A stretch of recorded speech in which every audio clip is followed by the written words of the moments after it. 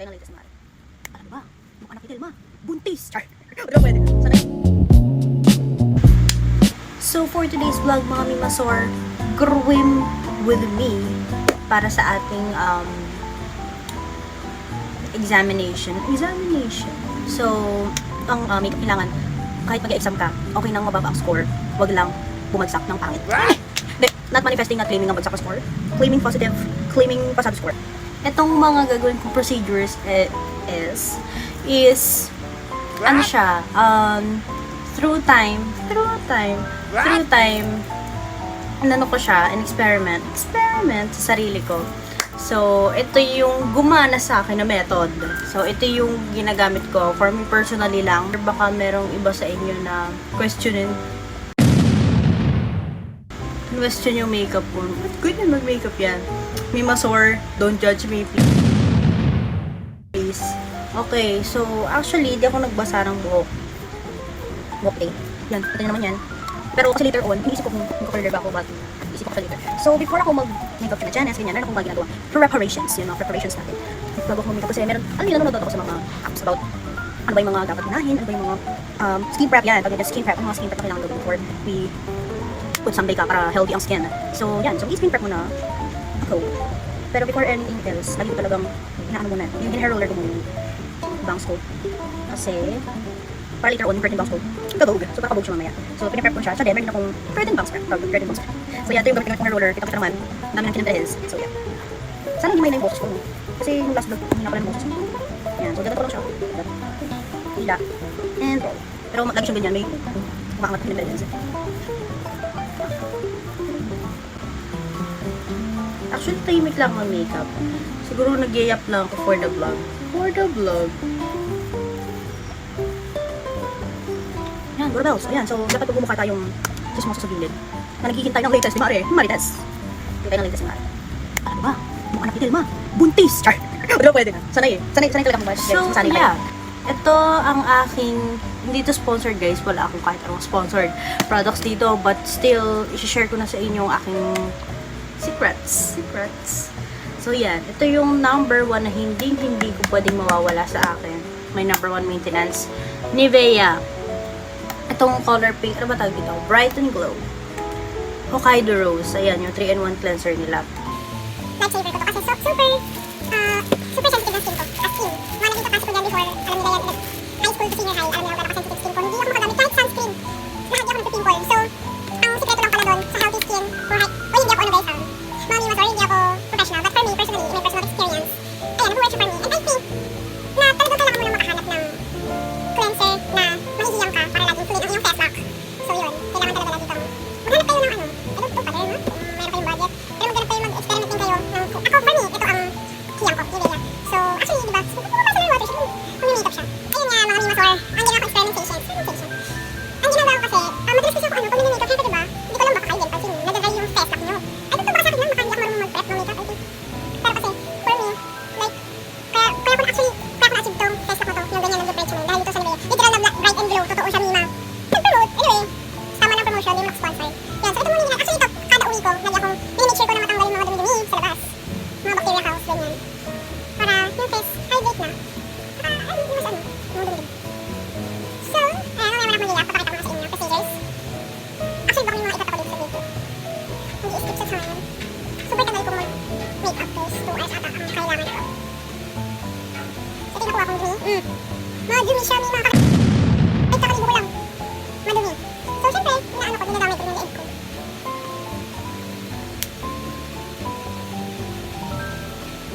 Okay, after that, okay na, medyo ano lang tayo ng konti. Tayo na natin ng konti sa face. Actually, ito yung ano na hindi siya ganun kalagkit. Meron kasi ako mga try before na products. Ang lagkit. Hindi mo as in, wait lang. Alam niyo, ito so may alcohol. Bili akong kada hawak ko ng mga kung ano-ano ng alcohol. Okay. Ay, wrong move. Ba't ako nag-alcohol? Kukontak pa pala ako.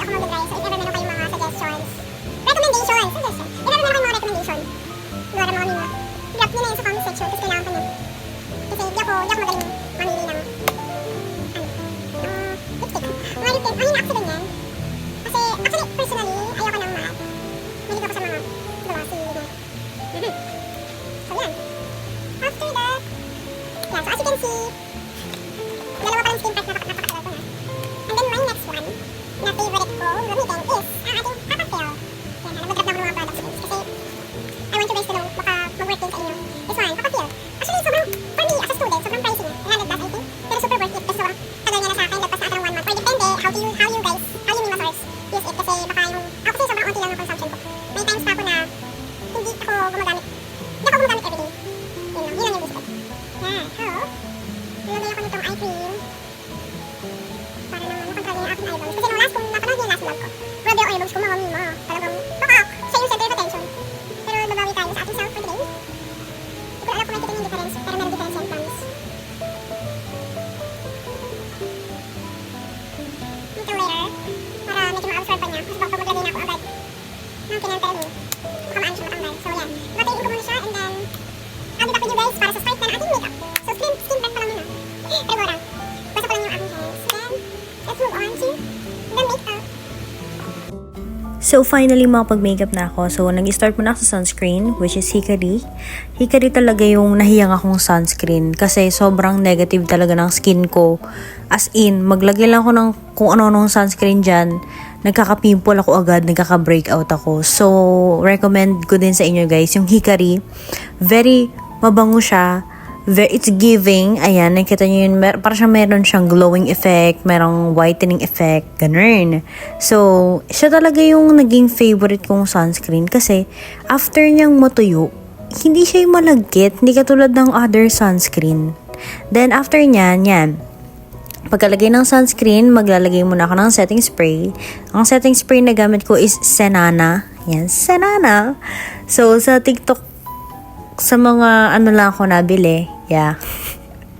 Dun sa app. So, yan. Next, after nyan, pag natuyo na, so, syempre maghugas muna ako ng kamay, then, contacts. Isa sa mga nagpapabuhay sa makeup talaga guys, yung contacts, contact lenses. Dati di ako naniniwala. Sabi ko, siguro baka hindi lang marunong mag-makeup, pero hindi talaga guys. Yung contacts talaga yung nagigiving sa makeup natin guys. So, ayan. Actually, nahirapan ako mga Mima source.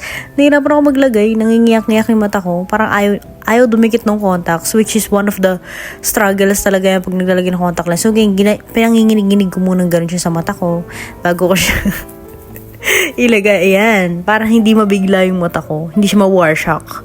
So, okay. After nyan, ayan, ayaw talaga malagay yung ayaw talaga malagay. Sige, isayaw mo muna. Baka sakaling malagay. Ayan. Oh, niritwalan. Perfect. Kavogables. Yan. So, ganyan siya. Blue yung pinili ko na contacts for today's video. So, the next is, next step natin, self. Puro gora siya. Ayan.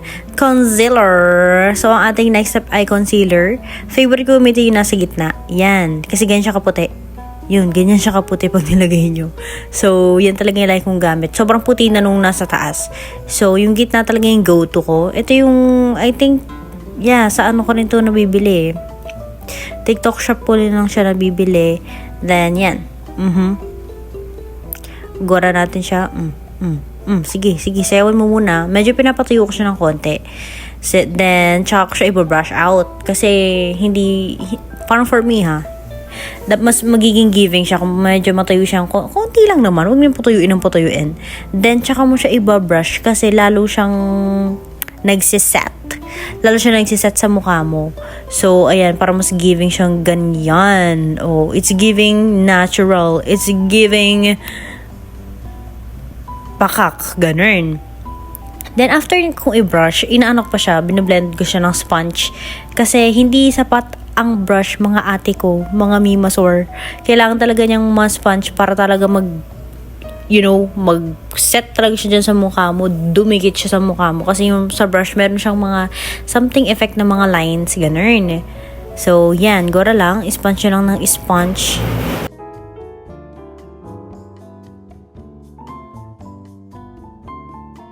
So, after an insane amount of time, finally, contour na tayo. Yan yung ginagamit ko yung gitna. I think pang cool tone siya. Yan yung favorite ko talaga siyang pang contour. Pang contour. Kasi very, very giving yung contour sa ilong ko. Ayan, kita nyo naman, Oh, feeling matango si ate. And very preferred ko talaga yung ano lang, finger blend. Finger blend. Kasi mas nabe-blend talaga siya. Blend nga ni. So, yun. Ayan, kita nyo.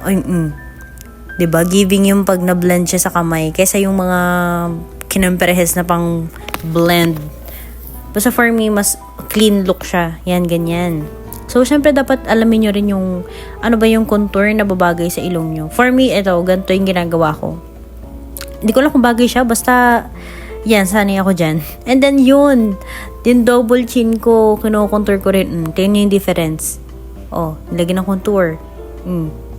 Sige, pakitaan mo ulit. Hindi na siya ganun ka kitang-kita katulad kanina.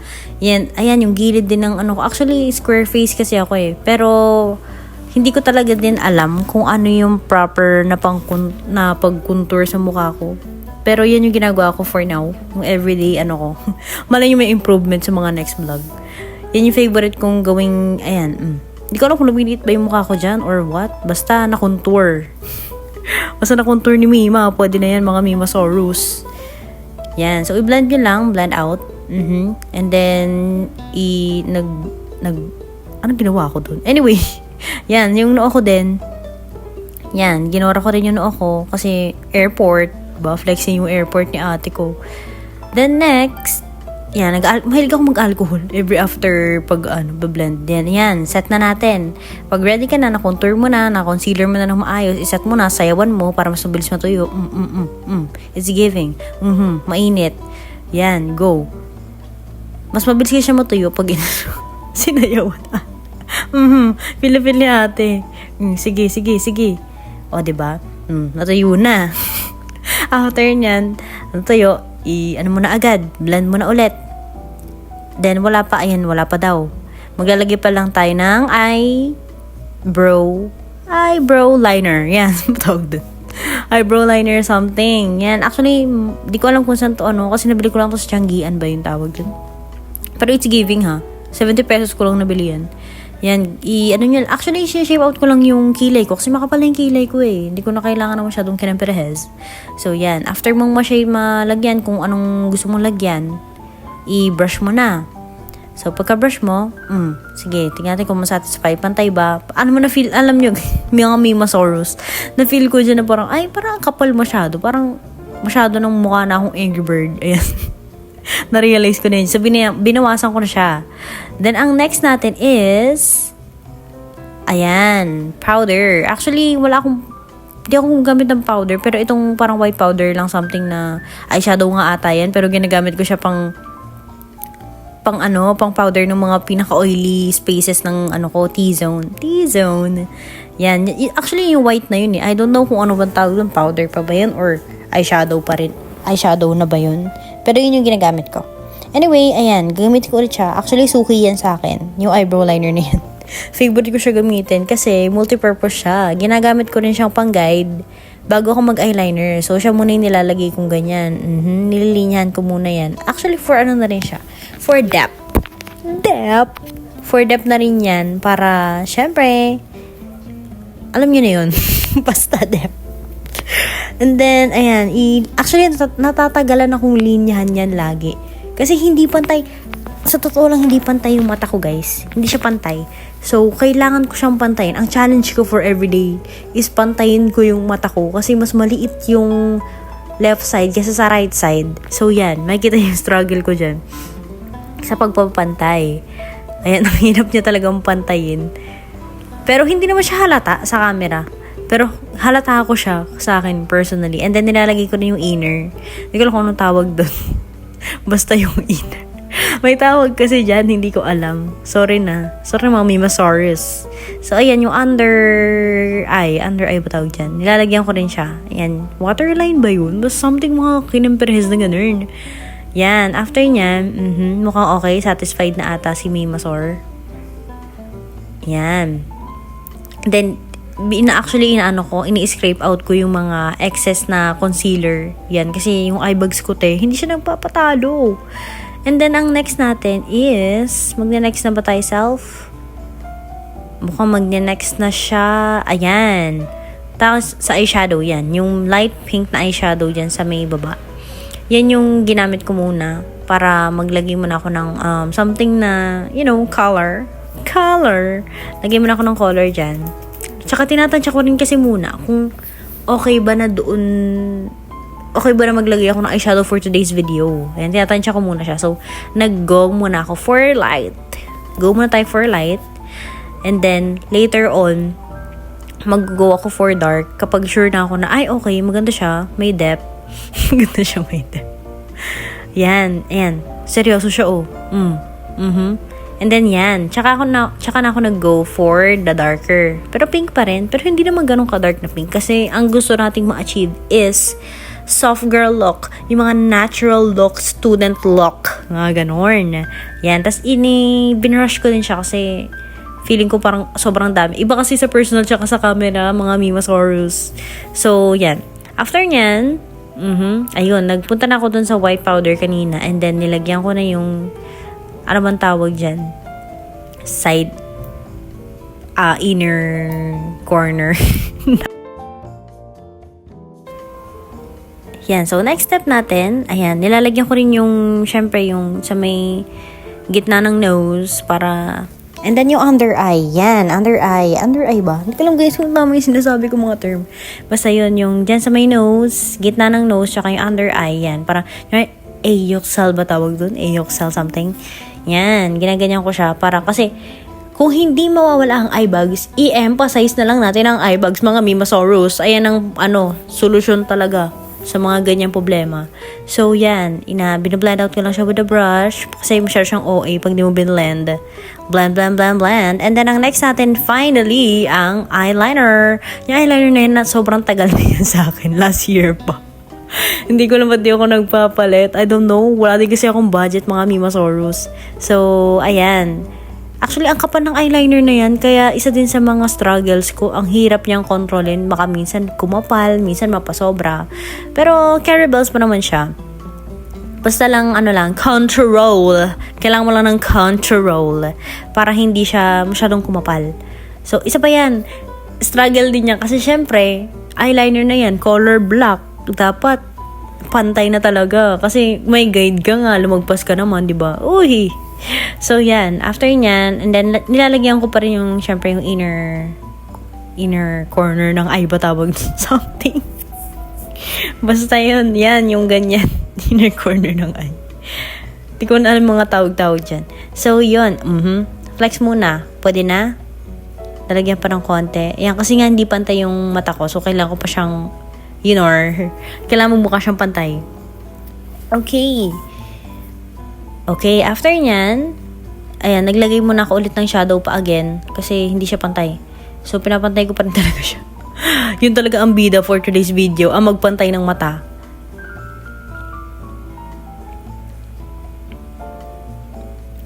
Okay, perfect. Finally. And then, ang next step natin is ang mascara. Actually, pink flash yung gamit kong mascara, guys. And it's very, very, very, very, very good. Hindi siya basta-basta nag-i-smudge. Perfect talaga siya. Nakakapang-elongate pa siya. Mamaya makita nyo kung anong klaseng elongate pa yung ginagawa ng pink flash. Kung pasin nyo, hindi ako mahilig sa pink, no? Lahat ata nasa video pink. Kundi lang, buti nag-blue ako ng damit. So, yan. Ayan. Yung mascara na favorite ko. Ayan, nag-elongate siya. O, tignan nyo guys. Na-emphasize siya sa video. Ayan o. Kasi, di ba ang hirap? Ang hirap ipakita ng pilikmata sa video unless mahaba yung pilikmata. So, yung pink flash na yan talagang na-elongate niya. And, para siyang para siyang nagda-dry na tumitigas. But, in a good way. In a good way.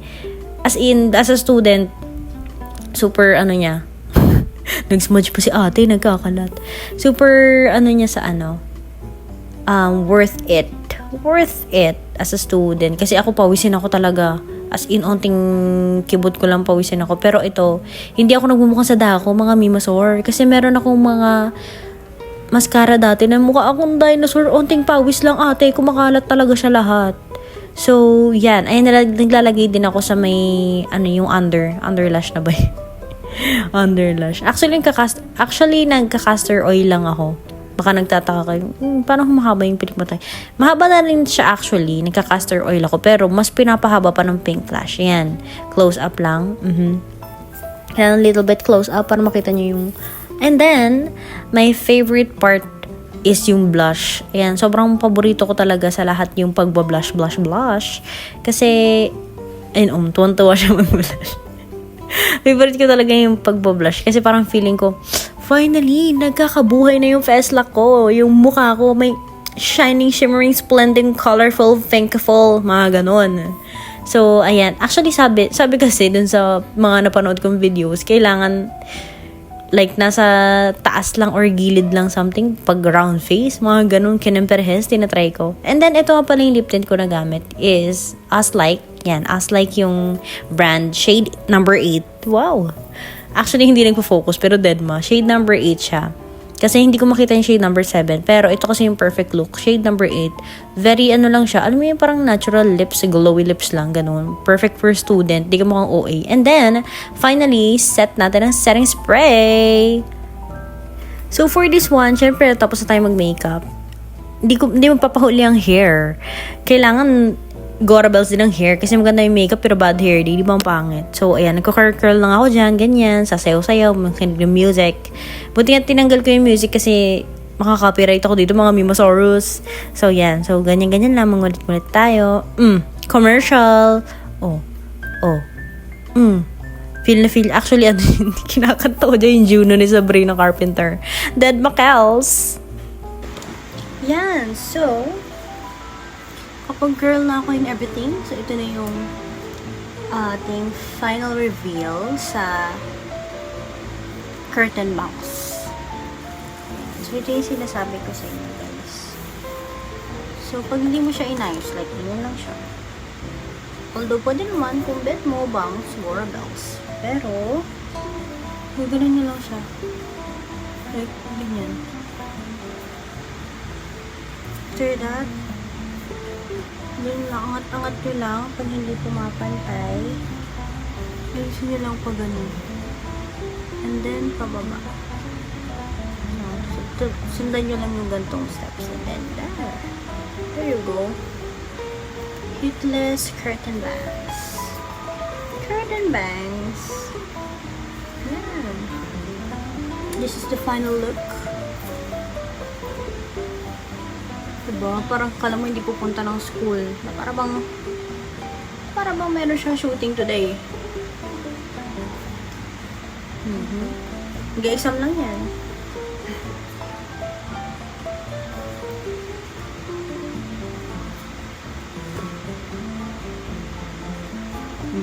Maposing pa. And this is the close-up look ng makeup natin, guys. Actually, yung contacts nagdala dyan.